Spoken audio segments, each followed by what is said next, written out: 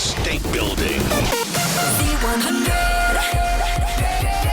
New York. Did you say I love it? As in, like, I love it, I love it, I love it? Yeah, I think so. Come on, let's give a round of applause, ladies and gentlemen. It's Camila Cabello in the building. Thank you, guys. Family, bro. We go so way back. When was the first time that we met? Was it like with I Know What You Did Last Summer? Dude, oh my, no, Or was way it Bad before Things? It was Bad Things. yes. And I was right here. Yeah. It's And I was with moments. MGK. Remember we did No, a but it random was- wait, dabbing? I It was am in the other building. But then obviously we go way, way back to... Okay, speaking about forgetting things, the fact that I said, when did we meet? And I said MGK Bad Things, and I just forgot about the whole 5 years Fifth Harmony prior. like time that we were here. I feel like every other day of our lives. It happens. Yeah. There have been so many moments that we have seen you grow and blossom into the strong, the powerful young woman that sits before us.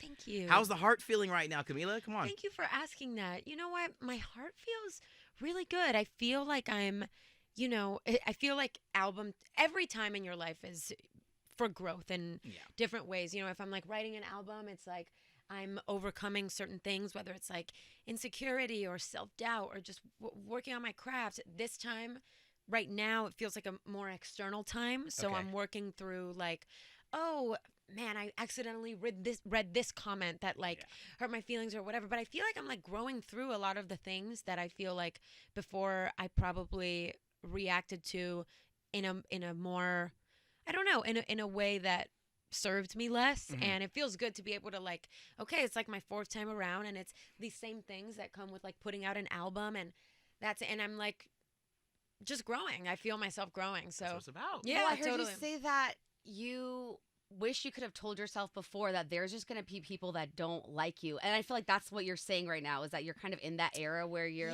yeah. I feel like I'm so much faster because I don't really, and I didn't even mean to get into this, but I think I actually did therapy today, and we were talking about it because I accidentally, I don't look at my comments, but I do have like my Instagram, what's it called? Like your feed or your like not your like feed, the notifications or not the people that you follow, but the thing that like it suggestions. Yes, like my suggestions. It's like I follow a lot of fan pages, so you know, I'll see like this person said something about me, or like I'll see like a comment or whatever, and I think before it would take me like my instant reaction would be like, are they right? Is what they're saying true or whatever? And it would take me way longer than it takes me now. Yeah.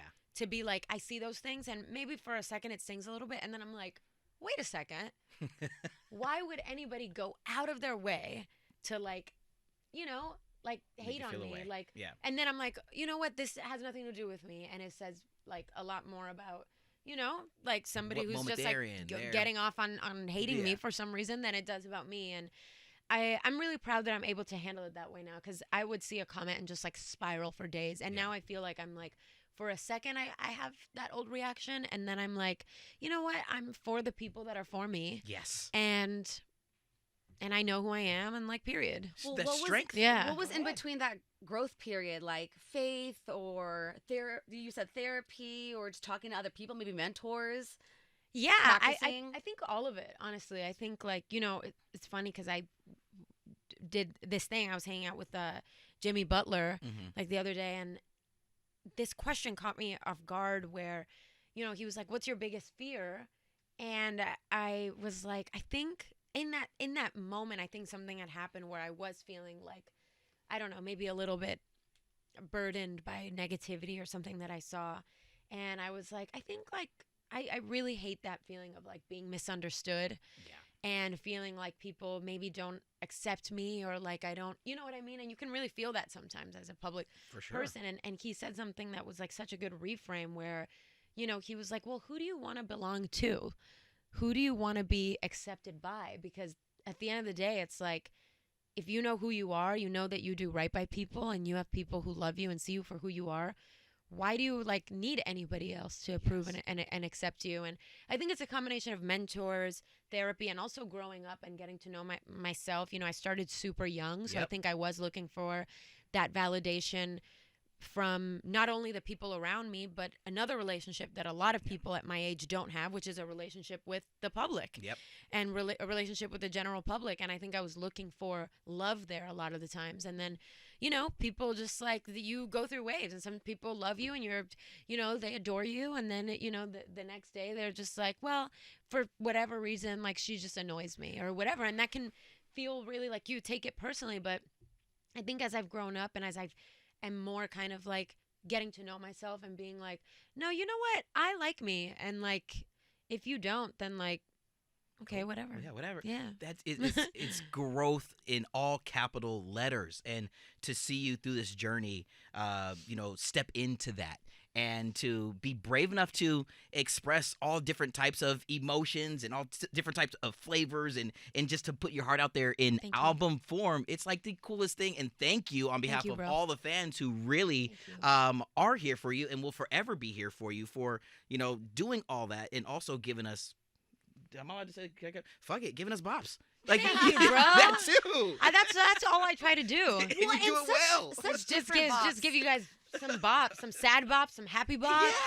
Yeah. You know what I mean? You know, every like, once in a while they get turned into kids bops. I mean, that too. Totally. I mean, I love it. That chorus is really easy to turn into a kids bop. Playboy Cardi's part is impossible to turn into a kids bop version. But I think it's so cool how you've been giving us your different sides to you, because growing up as an immigrant, as a Latina like us, we try to be different things that we see, but at the end of the day, like, really when we're ourselves, it really is celebrated. Your last album, Familia, I mean, hearing your song about your abuelita and those things, I mean, it brought me to tears, because it's like, those are real struggles that we go through. thank you. And now seeing this new era of you, and you're still you. I mean, how do you feel in the bleach blonde? Where people in our culture, there are people like that, but then also it's not that common, or like colorism, güeritas, things like that. So how do you feel now, how you are?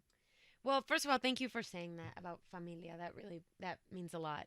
And I definitely feel like I carry that part of me wherever I go, like that sense of, you know, and I think it's a good and a positive and a challenging thing, where it's like that sense of like code switching and like, you know, the not completely belonging to one or the other, and it gives you this kind of like limbo feeling of like, who, again, it's that thing of like, who do I belong to? Because I don't completely feel from here, and I don't completely feel from here. But I think the opportunity has been in that I feel like I have so much access to so many things. Like, I have access to like a lot the best parts of American culture. I have access to the best parts of Latin culture, and so I feel like I get to maybe like show, I don't know, like each side, like what's beautiful about the other side. And you know, my thing with like this era is like, take what you need, guys. Like, it's like, and leave what you don't. Like, it's like, for me, my hair was a way to be like, to experiment. Like, I'm 27 years old, and it just felt like this is just me playing around with my identity. Like, and that's okay. Yeah, and everybody should do that. You know, I think people sometimes, like with artists, it's like you kind of expect maybe one thing from them, or the thing that worked or whatever, and then you're like, what is she doing? Or like, she's, you know, she's having a breakdown, or she's whatever. And it's like, no, I'm actually just playing around the same way that I would if I wasn't famous. I'd be like, I want to dye my hair or whatever, which I feel like it's like, that's like the fun part about life, is like not taking your physical form even like that seriously. It's like, you are never like one thing. You're allowed to, you live, you know, life is short, and you're here for a certain time, and like, you know, play and decorate your body in ways that feel good. And then if it feels bad, then don't do it anymore. And then like, you know, like, just like be curious. And I think for me, it's like, it's like, take what you need from this era. And like, for me, like, what I needed was like, you know, curiosity and trying new things. Do you feel different? When I straighten my hair, I feel a little different when I get my nails done. Oh, totally. I mean, we were just talking about this. Like, I think everything on like your physical thing, like, you know, fashion, whatever you wear, like makes you feel different. Like, every time now I'm like kind of addicted to doing things to my hair, because I love that feeling of being like, oh, this pulls out this different side of me. This pulls out this different side of me. I wish I could with mine. But Right. I'm stuck. Okay. I wish I Get could. you good wigs. My But But hair- you could do fashion. You could Yeah, do that part I'm on. sneakers. Yeah, that part. The drip is set. The It's just drip the hair is, thing. yeah, no, Sneakers. totally. Yeah, one of these days I'm gonna get there. Right. Yo, CXOXO. This album. Yes. Let's dive into this. Just not too long ago, you gave us the track listing, and we're excited about all things. Not only I love it, it's a complete earworm. You hear it on every single sync on the planet. It's Fire. You brought it to life with robot dogs, Jimmy Fallon. Yep. But now this single here, you got Montero, you got Lil Nas X, I girl. do. Go on. The video. The video. It's like a sexy club fantasy. It's funny because I just found I was like scrolling through just like the process of making this album, and Yeah. you know when you just like scroll through your phone memories of like last year and whatever, and I found the screenshot when I texted Nas, and I was like, I have this song, it's called He Knows, and I have this vision of us doing a video where we're fighting over a guy. I feel like it's iconic, and I feel like it would be a moment for pop music.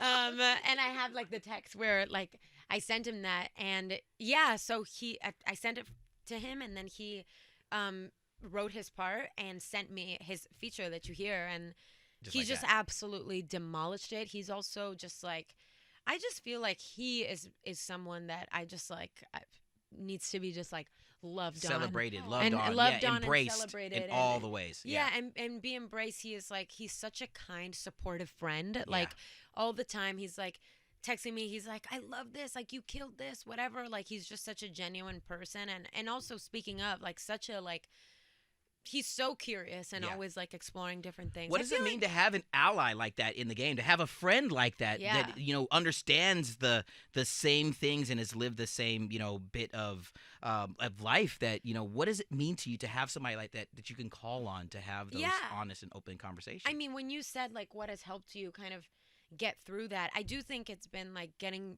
closer to people in the industry, because I think before I was like like with kind of the people, my friends and family who don't do this, like I do feel like we carry an extra sense of maybe like self-consciousness, or like, God, are people in this room thinking this about me? Or are people blah, blah, blah, blah? And which is totally understandable. It's understandable, but it's hard when it's like other people don't feel that, and they're just like, relax, it's cool.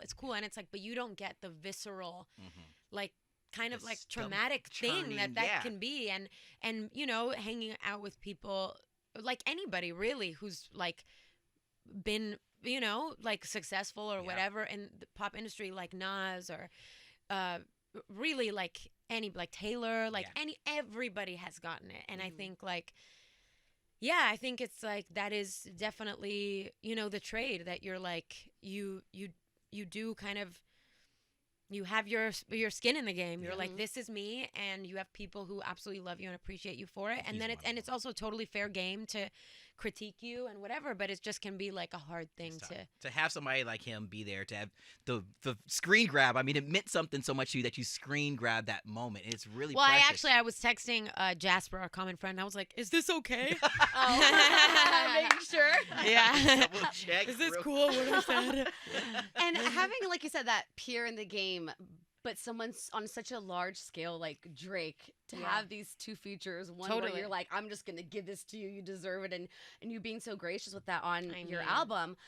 What is something that you've learned from Drake that you just feel like people don't really see that side of him that has really helped you? I mean, it is so crazy to get to know somebody on a personal level, and be at dinner with them and feel their energy and their wisdom in real time, and then see like in moments what other people say and what the perception is. It's like, wow, I wish like you guys could just have like dinner with this guy. He is like, we were just talking about it this morning, like he is so, first of all, he is so damn like smart and wise and generous with his advice. Like if I'm like, I feel like it's funny because I feel like he's somebody who in the beginning, like I probably would have never wanted to be vulnerable with, because I just want him to, I want to like impress him, and because I respect him so much. But even being vulnerable about like, oh God, like this is being so hard in my album process, and I'm feeling insecure about this or whatever, like it says a lot about him that he creates that space for people to feel comfortable, to be vulnerable, and for him to be like, no, this is like, you should think about it this way. Blah, blah, blah, blah, blah, blah, blah. You know what I mean? Okay, he's already gone through those thoughts. So now he's like, he's just, you know, he's like been doing this like and been at the top of his game for a really long time. And, you know, that's no accident. Like, you got to be like really wise and strong to ride all of these waves and still, you know, like come out on top at the end of the day. You as well. Thank you. As well. Like, for real, own that. And, you know, you know, and you're doing it so well. Thank you. These track names, though. I like cringed at myself when I saw track 5, 20-somethings, because like our 20-somethings are just so wild. I know. So I'm really excited about that track. How did that one go writing in? This is actually like the most New Yorkish one. Because I was at Electric Lady. Yeah. And there's actually I'm not gonna say this, but let me just say there's a lot of visual imagery from New York in that song, because it's when I was going through it. Right here in New York, and about how just like, my God, I just felt like the 20-somethings are crazy, because it's so confusing, and it's like you feel super strong and confident in one area of your life, in the other you feel like a total, like, you know, you have no idea what the hell you're doing. Like, there's just it's really 20-somethings. You should just not be considered an adult during your early 20s, because we're not. No, you're really just like, I feel like I'm just now like, okay, I feel like kind of cool, but like my early 20s, I was like, I feel like worse than I did when I was a child. Actually, I feel like I actually knew more when I was a kid. What about BOAT? It's an acronym. It is, yeah. Bouncing on a trampoline? No. All right. Boobies or ass touching? Oh, okay. What? What is this? Almost. I feel like it's actually so funny, because we started saying in the studio we'd be like boated or whatever. No, we didn't say that, but it was something like, you guys are boats for real, or something, because it means best of all time. Oh, there it is. Okay. So like goats, but boats. Yeah. But we're like, instead of calling it bouncing on trampoline could have been fire. Though. Bouncing on a trampoline sounds like a great Kids Bop first single. We also have to say, Camila, we're so excited you're going to be part of our 2024 iHeartRadio Music Festival in Las Vegas. I'm so excited. I looked at the lineup this morning. Right here. Okay, who's the besties on here? Like, who are you definitely breaking into there? I love Doja Cat. Boom. Big Sean boy. Yeah, Big Sean. I love Big Sean. I love his last single. Boy. I can't remember what it's called, but it's so fucking good. Dude, like shooting on the shot, like I forgot. Yeah, but it's fire. Percussion, right? Okay, love Big Sean. Doja Cat is so sweet and I loved her Coachella performance. Gwenny, love Gwenny so much. Paramore, huge Paramore fan. Shabuzi, come on, like literally can't stop singing Bar Song. Yeah. I know, right? It's my favorite freaking song. I know. Victoria Monet is on there. Obsessed with Victoria Monet.